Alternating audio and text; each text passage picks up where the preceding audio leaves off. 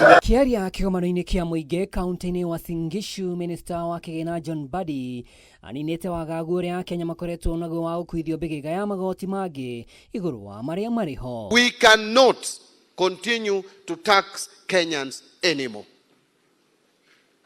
And what I mean here is not that you are not going to pay taxes. What I'm saying is that we cannot continue increasing taxation.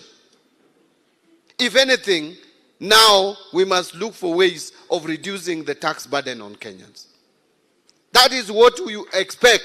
You don't expect any more taxes to be loaded onto your payslips or your businesses. Mbadi yaugite ikinya ria thirikari kwenda imwe cia honge cia irite koretwo igithondeka baita nikuo guthinga mahoro maria magibatara magoti makiria riu akiuria AKENYA manyite mbaru mubango uyu. As the financial needs of the government continue to outpace our available public resources, private sector participation has become a critical tool in addressing infrastructure gaps, enhancing service delivery, and promoting sustainable development.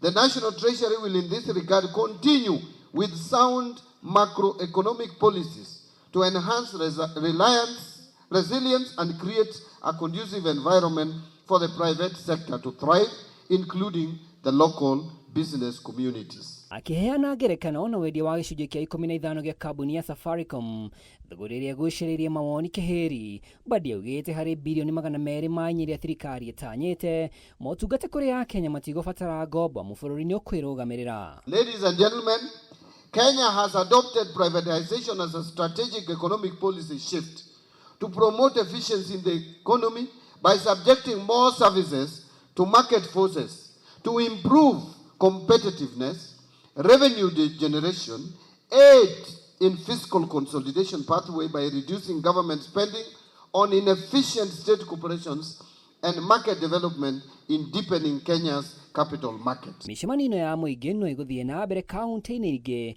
itemi-ini ria gutaukwo mahuthiro ma thirikari. Andu-ini ha Kameme TV ritwa riakwa ni Mwaura wa Ndung'u.